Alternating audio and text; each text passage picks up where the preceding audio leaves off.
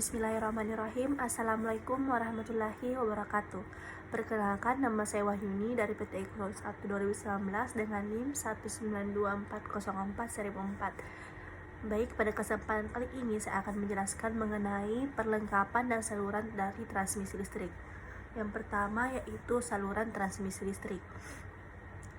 Saluran transmisi merupakan media yang digunakan untuk mentransmisikan tenaga listrik dari generator atau pembangkit listrik sampai distribution hingga sampai pada konsumer pengguna listrik.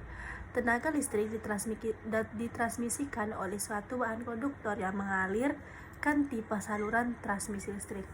Pada sistem tenaga listrik, jarak antara pembangkit dengan lubang yang cukup jauh akan menimbulkan adanya penurunan kualitas dengan tegangan yang diakibatkan pada saluran yang mengalami drop tegangan. Dengan demikian, sebuah saluran transmisi harus memiliki berbagai komponen untuk menjaga kestabilan kualitas listrik hingga sampai kepada konsumen. Baik, yang selanjutnya yaitu jenis saluran transmisi.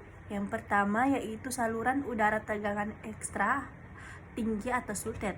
Pada umumnya, saluran transmisi di Indonesia digunakan pada pembangkit dengan kapasitas 500 kV, di mana tujuannya adalah agar drop tegangan dari penampang kawat dapat direduksi secara maksimal sehingga diperoleh operasional yang efektif dan efisien.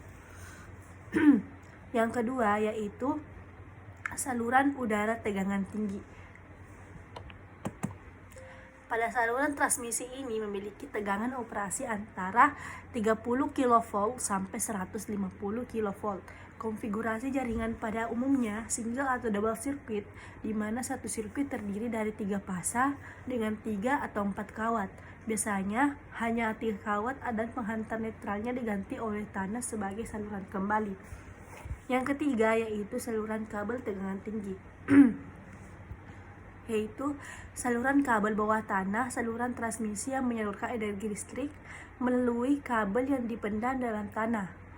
Kategori seperti ini adalah favorit untuk pemasangan dalam kota, karena berada di dalam tanah, maka tidak mengganggu keindahan kota dan juga tidak mengganggu terjadi gangguan akibat kondisi cuaca atau kondisi alam. Baik, yang selanjutnya yaitu komponen dari saluran transmisi. Yang pertama yaitu konduktor. Kawat konduktor ini digunakan untuk menghantarkan listrik yang ditransmisikan.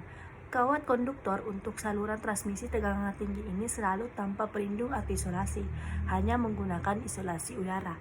Jenis konduktor yang dipakai yaitu tembaga, aluminium, dan baja. Yang kedua yaitu adalah isolator.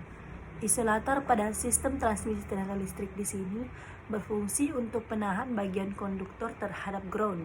Isolator di sini biasanya terbuat dari bahan porselin, tetapi bahan gelas dan bahan isolasi sintetik juga sering digunakan di sini. Bahan isolator harus memiliki resistansi yang tinggi untuk melindungi kebocoran arus dan memiliki ketebalan yang secukupnya. Jenis isolator yang sering digunakan pada saluran transmisi adalah isolator jenis pasak, jenis pos saluran, dan isolator jenis gantung.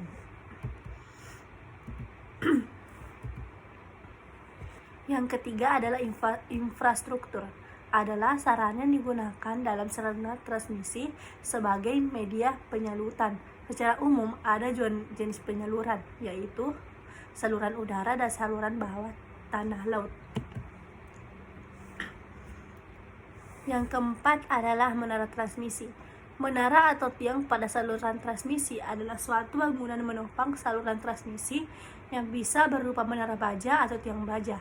Konstruksi tower besi baja merupakan jenis konstruksi saluran transmisi tegangan tinggi ataupun saluran transmisi tegangan ekstra tinggi yang paling banyak digunakan di jaringan PLN.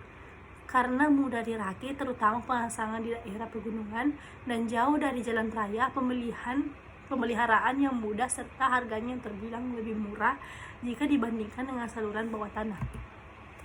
Baik, yang terakhir yaitu grounding system pada saluran transmisi atau power line carrier.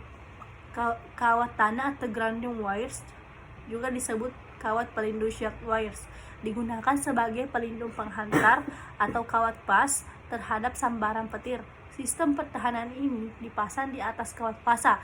Pada umumnya kawat pelindung ini berbahan baja yang lebih murah, tapi tidak jarang digunakan ACSR. Baik, itulah tadi presentasi dari saya mengenai struktur dan perlengkapan saluran transmisi. Lebih dan kurangnya mohon dimaafkan. Wabillahi taufiq wal hidayah. Wassalamualaikum warahmatullahi wabarakatuh.